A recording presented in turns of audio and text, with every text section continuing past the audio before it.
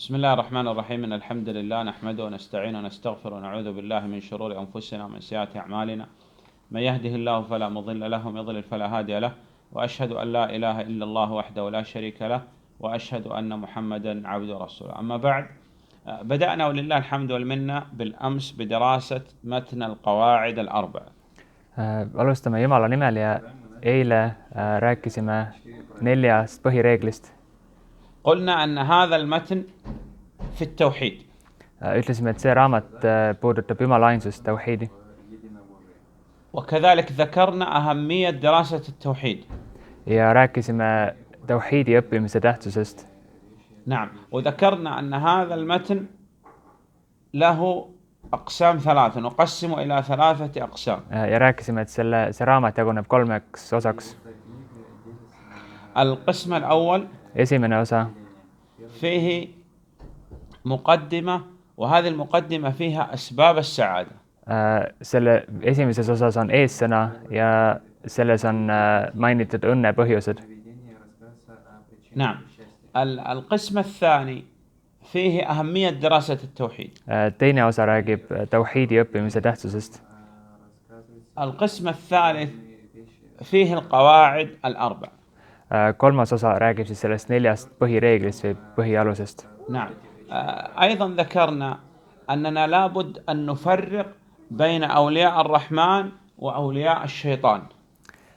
Samuti rääkisime sellest, et peame tegema vahet nendel, keda toetab Jumal ja siis saatana pool olevatest inimestest. نعم. وقلنا أولياء الرحمن هم الذين جمعوا بين الإيمان والتقوى. Ja need, keda toetab Jumal, need on need inimesed, kellel on usk ja Jumala kartlikkus. يعني عندنا إنسان ينام بين القبور. Näiteks on inimene, kes magab näiteks haudade vahel. يشرب الخمور. Ja joob alkoholi. لا يصلي لا يتطهر من بوله. Ei palveta ja ei puhasta ennast pärast veetsis käimist. هذا ولي لا شك في ولايته من أولياء الشيطان.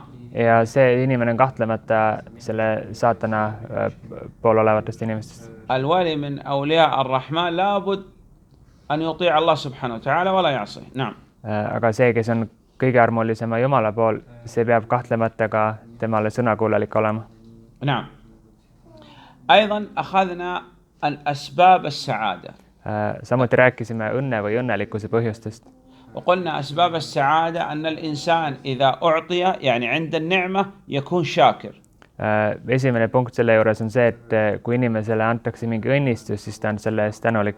يشكر بقلبه اعتقاد يعتقد أن كل ما به من نعمة فهي من الله. Ja tänab selle eest eelkõige südames ja tunnistab, et see, mis ta on saanud õnnistustest, see on Jumalalt. يشكر بلسانه وأما بنعمة ربك فحدث. يعني أنا أقول لك كيف أصبحت؟ تقول الحمد لله. من أين اشتريت هذا الجوال؟ تقول هذا من فضل الله. نعم. Et tänada tuleb ka keelega või suuliselt. Et näiteks kui keegi küsib, et kuidas sa täna hommikul ärkasid, ütled alhamdulillah, tänu Jumalale või kust näiteks sa sellise telefoni said, ütled, et see on tänu Jumalale. تشكر بالجوارح تصرف هذه النعمة في شكر المنعم المتفضل. مثاله هذا يشكر نعمة المال ينفق المال في طاعة الله ولا ينفق في معصية الله. نعمة البصر ينظر فيما أحل الله ولا ينظر فيما حرم الله. Ja samuti jäsemetega või kehaosadega tänamine, et näiteks kui ta saab mingit vara, inimene saab mingit vara, siis ta annab sellest varast heade asjade jaoks ja ta ei kasuta seda pattude jaoks. Samamoodi näiteks silmanägemine, mis on ka õnnistus, siis ta vaatab lubatud asju ja ta ei vaata keelatuid asju. نعم. الثاني إذا ابتلي صبر. يعني عند الابتلاء عند المصيبة حصل له حادث فقد مال فقد ولد من أولاد مات مثلا ماذا يصنع؟ نعم. Järgmine punkt on, et kannatlikkus rasketel aegadel või kui kedagi tabab mingi õnnetus või katastroof, näiteks inimene kaotab oma vara või näiteks kaotab oma lapse, siis sellistel olukordades tuleb kannatlik olla. لابد أن يصبر لا يتسخط لا يعترض على القضاء القدر لا يتكلم بكلام بذيء. نعم. peab olema kannatlik ja ei tohi rääkida siis sellistel rasketel aegadel midagi Jumala vastu ja peab olema kannatlik. يصبر بقلبه On وبلسانه وبجوارحه. on kannatlik nii oma südamega, ka suuliselt ja ka oma jäsemetega لأن kehas. بعض الناس عند المصيبة يصيح مثلا Näiteks mõni inimene, kui teda midagi rasket tabab, katastroof tabab, näiteks karjub, يلعن يسب يشتم مثلا. hakkab needma ja laimama ja nii edasi. هذا كبيرة من كبائر الذنوب. Et see on kõik kuulub suurte pattude hulka. يكسر بعض الناس إذا غضب يكسر يشق يلطم الخدود ينتفى الشعور. نعم. Et mõned inimesed, kui neid tabab mingisugune katastroof, näiteks nad rebivad oma riided või löövad ennast ja nii edasi. هذا اعتراض على القضاء والقدر. Et see kõik on üleastumine selle Jumala ettemääratuse لابد suhtes. أن يصبر. Et inimene peab olema kannatlik. وإذا صبر له أجر عند الله. Ja kui ta on kannatlik, siis selle eest on talle Jumala juures suur tasu. الثالث أنه إذا أذنب استغفر. Kolmas punkt on see, et kui inimene teeb pattu, siis ta palub andestust. ليس الإشكال في أن الإنسان يذنب. كل بني آدم خطأ. الكل يذنب. المعصوم من عصم الله الأنبياء والرسل عليهم الصلاة والسلام. فأنت غير معصوم. إذا أذنبت ماذا تصنع؟ تتوب تلتجئ إلى الله سبحانه وتعالى. نعم. See, kui inimene patustab, see ei ole iseenesest probleem. Kõik inimesed teevad mingil hetkel mingit pattu, et ainult prohvetide sõnumitoojad olid selle eest kaitstud. Ja kuna inimene ei ole selle eest kaitstud, siis inimene teeb ikka vahel pattu. Tähtis on see, et pärast pattu tegemist inimene palub andestust Jumalalt. نعم. لو ننظر في أحوال الناس نجد أن الناس لا يخرج عن هذه الثلاثة أحوال. إما سراء أو ضراء أو معصية. نعم. Ja kui me vaatame inimesi, siis nad ei välja sellest kolmest gruppisest, kas nad on õnnelikud või neid tabab mingi õnnetus või nad näiteks patustavad. نعم. هذا هو القسم الأول من أقسام الكتاب. نعم. Ja see on see esimene osa sellest raamatust. القسم الثاني من أقسام هذا الكتاب أهمية دراسة التوحيد وخطر الشرك. Ja teine osa sellest raamatust on tauhiidi, Jumala ainsuse õppimise tähtsus ja hoiatamine shirgi ehk Jumalale partnerite kaaslaste omistamise eest. نعم. لو رأينا رجل مثلا يأخذ هذا الجهاز الجوال. Kui me näiteks näeme kedagi võtab ühe telefoni, inimene võtab telefoni kätte. يصب عليه الماء ويشرب هكذا يعني يستعمل الجوال في شرب الماء. Ja valab selle telefoni peale vett ja siis kallutab seda endale suhu ja joob niimoodi, kasutab seda telefoni vee joomiseks. ماذا نقول عنه؟ Mis me tema kohta ütleme? نقول مجنون.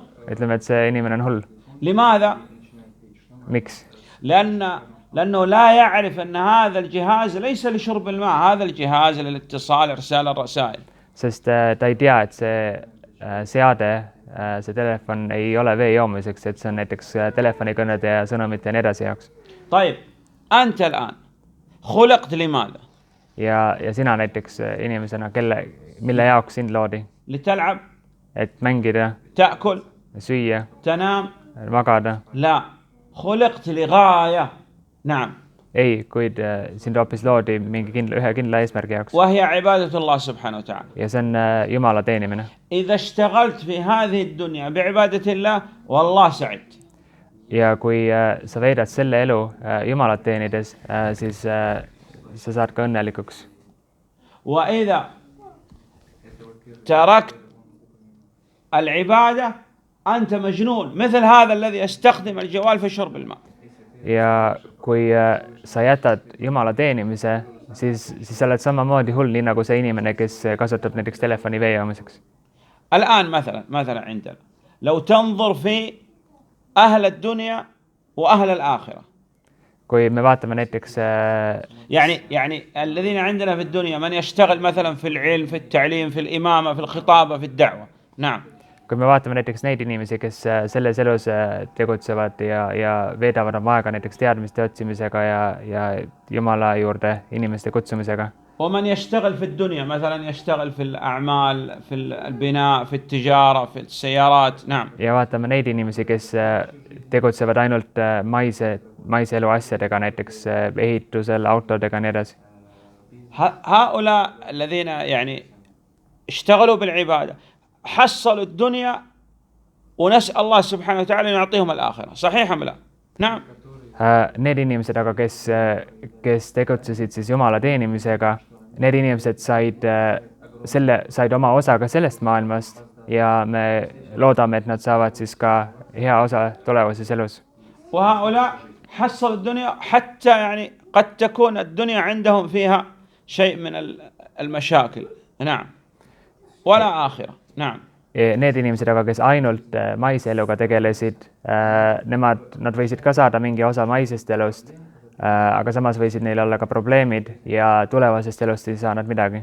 فأنت اشتغل بالآخرة لا تشتغل إلا شيء يسير بالدنيا. نعم. Ja seetõttu peakski tegutsema eelkõige tulevase elu nimel ja maisele elule peaks ka rõhku panema, aga see ei peaks olema nii suur.